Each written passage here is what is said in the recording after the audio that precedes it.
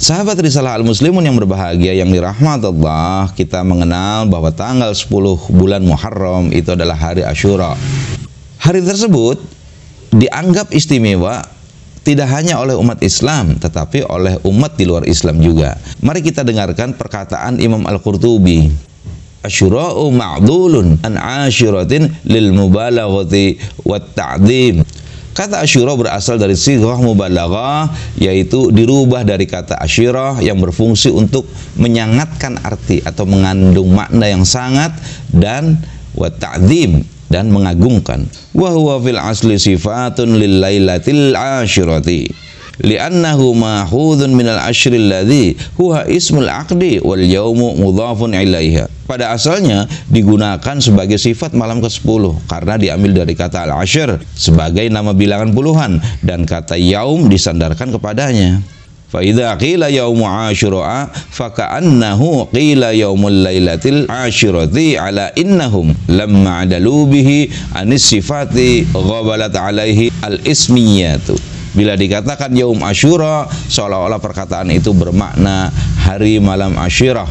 Ketahuilah, ketika mereka merubah kata itu dari sifat dan didominasi oleh isim, oleh nama, fastaghnaw 'anil mausufi fahadhuful lailata fasara hadzal lafdhu 'alaman 'alal yaumil 'ashiri. Mereka menganggap cukup dengan mausuf atau kata yang disifatinya, lalu membuang kata al-lail sehingga kata itu menjadi nama bagi hari yang ke-10. Sebagian ulama ada berpendapat pada hari ke-10 bulan Muharram itu dinamakan Asyura disebabkan karena Allah muliakan 10 nabi dengan 10 kemuliaan. Nabi yang dimaksud itu adalah yang pertama adalah Nabi Adam 5872 sebelum Masehi hingga 4942 sebelum Masehi. Pada hari itu Adam dimuliakan oleh Allah dengan diterima taubatnya. Yang kedua, Nabi Nuh diperkirakan hidup pada 3993 3043 sebelum Masehi, yang dimuliakan oleh Allah dengan diselamatkannya dia dari banjir besar dan bahteranya yang berlabuh di atas bukit Judi. Kemudian yang ketiga, Nabi Ibrahim yang diperkirakan hidup pada tahun 1997 sebelum Masehi hingga 1822 sebelum Masehi. Pada saat itu ia dilahirkan. Yang keempat, Nabi Yakub. Beliau dimuliakan oleh Allah dengan disembuhkannya dari kebutaannya. Kemudian yang kelima, Nabi Yusuf. Pada hari itu dimuliakannya dia Nabi Yusuf alaihissalam karena diselamatkannya dari bahaya sumur di mana tempat dia dijerumuskan.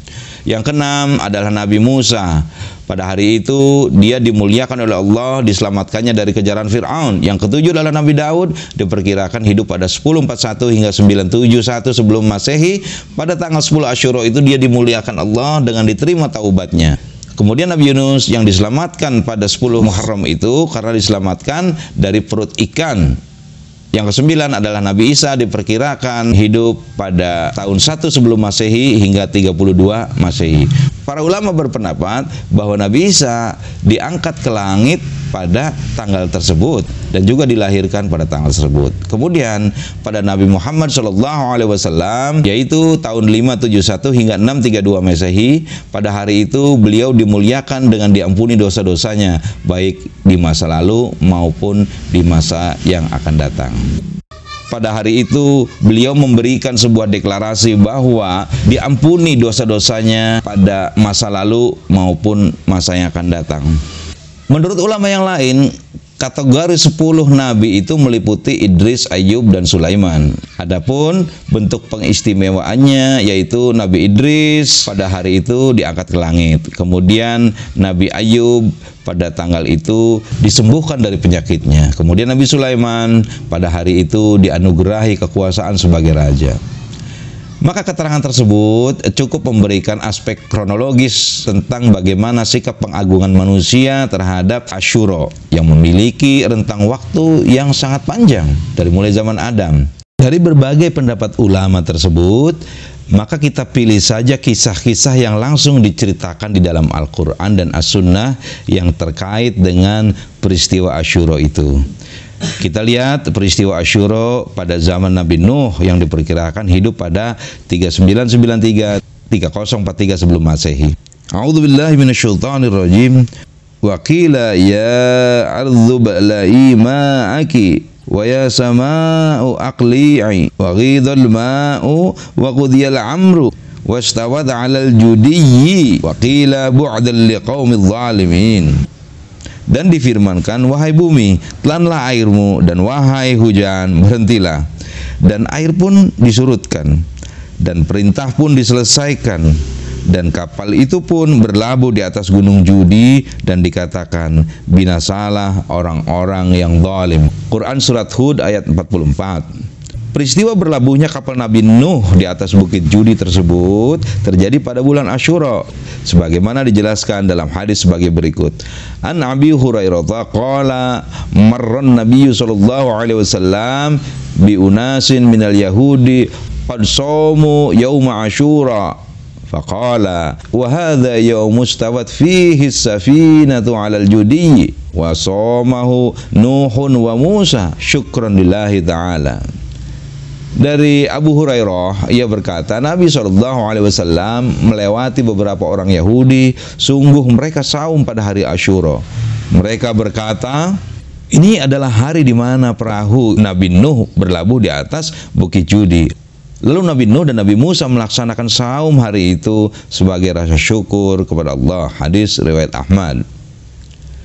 Kata Imam Al-Qurtubi, perahu Nabi Nuh itu berlabuh di atasnya pada tanggal 10 Muharram, hari Asyura. Maka Nabi Nuh melaksanakan saum pada hari itu dan melaksanakan perintah kepada semua makhluk yang menyertainya, manusia, binatang liar, burung, dan binatang ternak. Lalu mereka melaksanakan saum itu sebagai rasa syukur kepada Allah.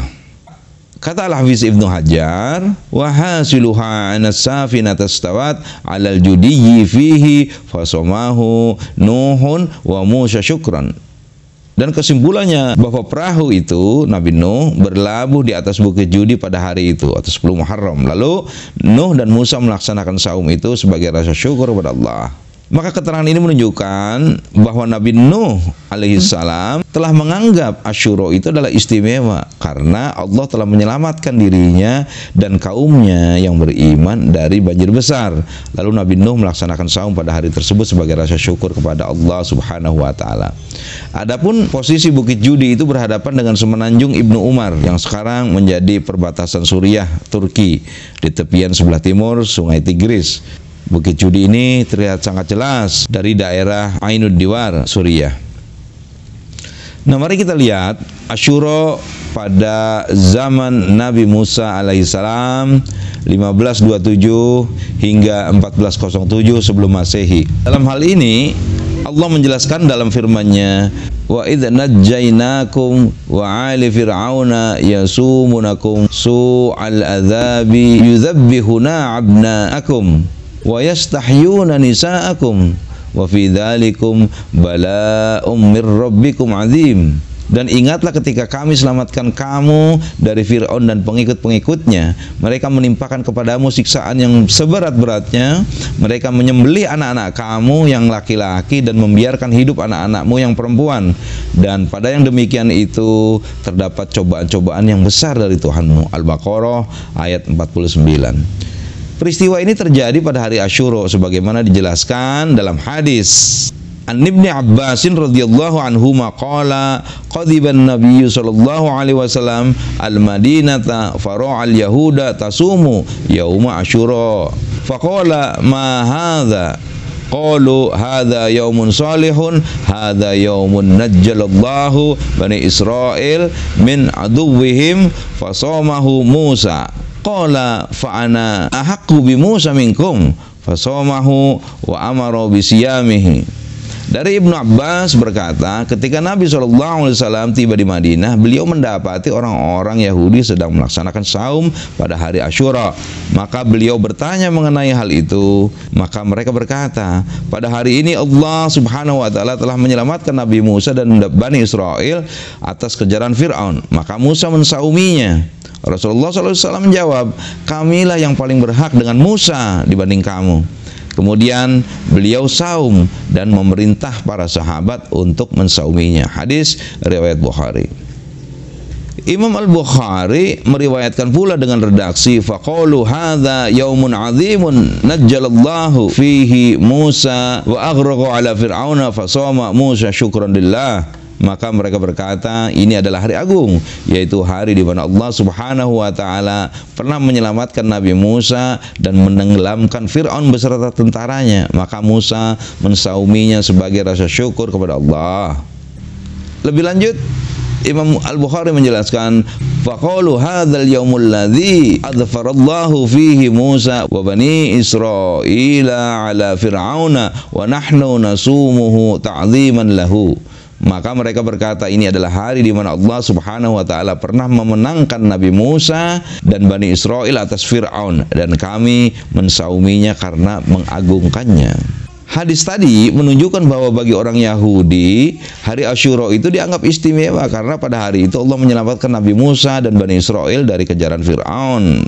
Kemudian kita tahu bahwa Fir'aun mati tenggelam bersama pasukannya dan Nabi Musa melaksanakan saum pada hari itu. Dan peristiwa selamatnya Nabi Musa itu diperingati oleh Yahudi dengan cara melaksanakan saum Asyura. Kita bergeser pada kisah di mana Asyura pada zaman Nabi Isa, yaitu tahun 1 sebelum Masehi hingga tahun 32 Masehi. Peristiwa Asyura pada zaman Nabi Isa itu disebutkan dalam sebuah hadis, hina shawman Nabiyyu sallallahu alaihi wasallam yauma Asyura wa amarna bi siyamihi qalu ya Rasulullah innahu yaumun tu'azzimuhul yahuda wan nasara. Di saat Rasulullah saum pada hari Asyura dan beliau memerintah saum kepada para sahabat, lalu para sahabat berkata, ya Rasulullah, sesungguhnya hari ini adalah hari yang diagungkan oleh orang Yahudi dan Nasrani. Hadis riwayat Muslim, Abu Daud, dan Al-Baihaqi. Bagi orang Nasrani, hari Asyura dianggap istimewa karena hari itu Nabi Isa melaksanakan saum. Dan saum Nabi Isa merupakan kelanjutan syariat daripada saum Nabi Musa. Oleh karena itu, orang Nasrani pun melaksanakan saum Asyura. Setelah masa Nabi Isa, kita lihat pada zaman jahiliyah, yaitu sejak Nabi Isa diangkat hingga diutus Nabi Muhammad SAW, yaitu masa jahiliyah. Kita tahu keadaan jahiliyah adalah di mana penduduk Mekah pada saat itu dilanda kebodohan. Akar kata jahiliyah itu adalah bentuk kata kerja dari jahala yang memiliki arti bodoh, bodoh bersikap atau bodoh tidak peduli. Kemudian dalam terminologi Islam, arti jahiliyah itu adalah ketidaktahuan akan petunjuk ilahi. Keadaan tersebut merujuk pada situasi Arab kuno, yaitu pada masa masyarakat Arab pra-Islam sebelum diutusnya Nabi Muhammad SAW. Ibnu Abbas menjelaskan masa tersebut disebut zaman atau masa fatrah selama 434 tahun, dihitung sejak Nabi Isa diangkat ke langit sekitar 32 Masehi hingga masa diangkatnya Muhammad SAW menjadi Nabi dan Rasul, yaitu bi'atsah. Bagi orang Arab jahiliyah, Asyura itu dianggap istimewa. Hari itu orang jahiliyah mengistimewakannya dengan mengganti kiswah, juga mensauminya pada hari itu. Mari kita lihat hadis berikut. An Aisyah radhiyallahu anha qalat kana yaumu Asyura tasumu Quraisyun fi jahiliyah. Dari Aisyah ia berkata, hari Asyura adalah waktunya saum orang-orang Quraisy di zaman jahiliyah. Hadis riwayat Bukhari. Pada masa ini Nabi Muhammad SAW turut serta mensauminya, dan ini dijelaskan oleh Aisyah, wa kana Rasulullah SAW yasumu fil jahiliyati, dan Rasulullah SAW mensauminya pada masa jahiliyah. Hadis riwayat Abu Daud, Al-Baihaqi, Malik, dan Asy-Syafi'i. Adapun latar belakang orang jahiliyah menghormati Asyura, para ulama menjelaskan lebih lanjut. Kana yaumu Asyura yaumun tustaru fihil Ka'batu wa kanat tuksa fi kulli sanatin marratan yaumu Asyura. Hari Asyura adalah hari ditutupnya Ka'bah, dan ia ditutup pada setiap tahun satu kali pada hari Asyura. Kemudian Syekh Atiyah Muhammad bin Salim berkata, orang-orang Quraisy itu saum pada hari Asyura, dan pada hari itu pula mereka memperbarui kiswah. Maka jelaslah dalam hal ini dua hal yang dilakukan oleh orang jahiliyah ketika menghadapi tanggal 10 Muharram, yaitu digantinya kiswah Ka'bah dan juga saum atas hari itu. Dan bagaimanakah keadaan Asyura pada zaman Nabi Muhammad SAW, yaitu 570 sampai 632 Masehi.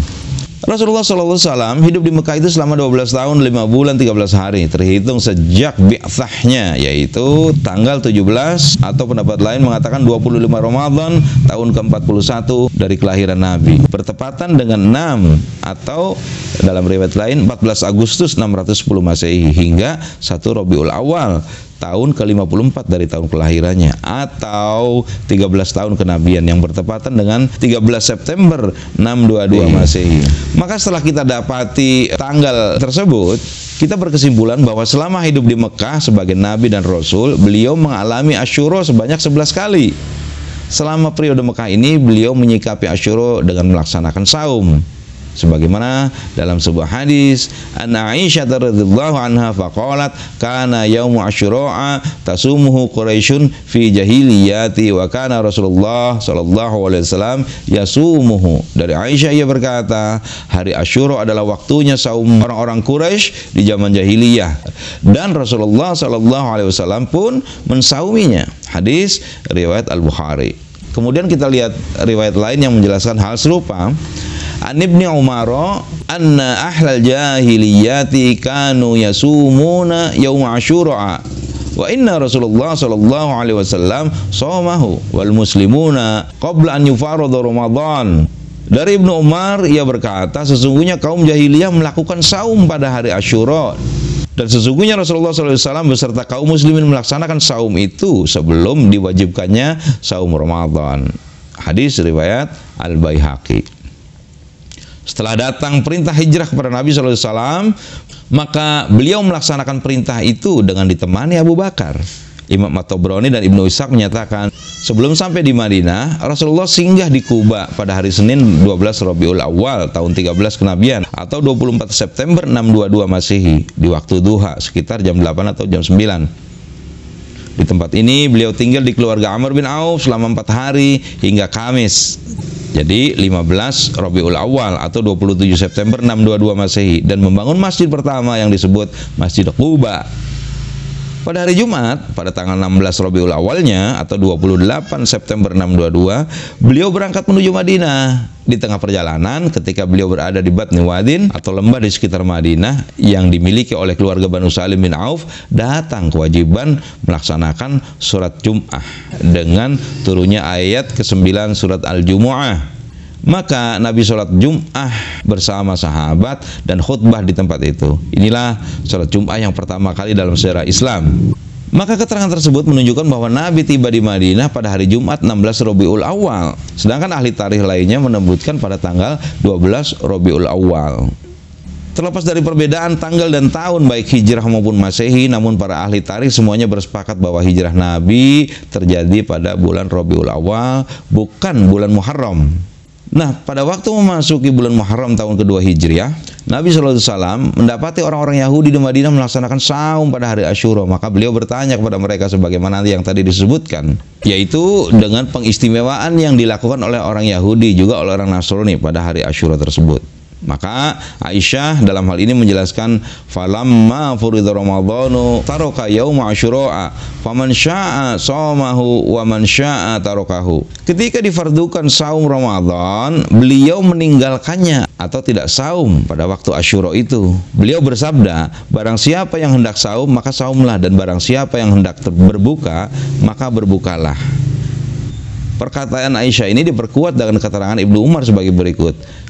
Anna Rasulullah sallallahu alaihi wasallam qala fi saumi yaumi Asyura ba'da ma nazala saum Ramadan man syaa'a shaumuhu wa man syaa'a aftarahu. Sesungguhnya Rasulullah sallallahu alaihi wasallam bersabda tentang saum Asyura setelah turun kewajiban saum Ramadan, barang siapa yang hendak saum maka saumlah, dan barang siapa yang hendak berbuka maka berbukalah. Hadis riwayat Ibnu Hibban. Dengan keterangan tersebut, maka kita simpulkan bahwa pada mulanya ketika tahun pertama Nabi sallallahu alaihi wasallam berada di Madinah, di tahun pertama, saum Asyura ini hukumnya wajib. Namun setelah datang kewajiban saum Ramadan pada tahun kedua Hijrah, maka saum Asyura yang tadinya wajib beralih hukumnya menjadi sunnat. Dan ketika itu pelaksananya hanya 1 hari, yaitu tanggal 10 Muharram saja. Itu pada tahun kedua Hijriah. Nah, memasuki masa akhir periode Madinah, para sahabat merasa kurang nyaman melakukan saum Asyura yang sama persis dilakukan oleh orang Yahudi dan Nasrani. Maka Nabi SAW mencanangkan untuk melakukan perbedaan dengan mereka. Luar biasa sekali. Ibnu Abbas mengatakan, lamma shoma Rasulullah sallallahu alaihi wasallam yauma Asyura wa amara bi siyamihi qalu ya Rasulullah innahu yaumun tu'azzimuhul yahuda wa nasara faqala fa idza kana 'amul muqbili insyaallah saumal yaum tasi'a qala falam ya'til 'amul muqbili hatta tuwfiya Rasulullah sallallahu alaihi wasallam. Ketika Rasulullah sallallahu alaihi wasallam melakukan saum Asyura dan beliau memerintah para sahabat untuk melakukannya, mereka berkata, wahai Rasulullah, sesungguhnya itu merupakan hari yang diagungkan oleh Yahudi dan Nasrani. Beliau menjawab, nanti tahun depan insyaallah kita akan melaksanakan saum tanggal 9-nya. Ia berkata, Ibnu Abbas mengatakan, tetapi tahun depan itu belum datang. Rasulullah SAW telah berpulang ke hari Ba'nya, yaitu tahun 11 Hijriah. Hadis riwayat Muslim dan Abu Daud. Kemudian dalam riwayat lain, Ibnu Abbas menyatakan qala Rasulullah sallallahu alaihi wasallam la'in baqaitu ila qabilin asumanat tasi'a yakni yaum Asyura. Rasulullah SAW telah bersabda, jika aku masih hidup sampai tahun depan atau tahun 12 Hijriah, niscaya aku akan saum tanggal 9-nya, yaitu Asyura. Rasulullah sendiri tidak berkesempatan melaksanakan saum tanggal 9 Muharram di tahun 12 itu. Tetapi rencana beliau untuk melaksanakannya ini adalah bukti bahwa saum di tanggal ini telah disyariatkan. Nah, jelaslah bahwa pada mulanya saum sunnah Muharram hanya dilaksanakan satu hari saja, tanggal 10 Muharram yang disebut Asyura.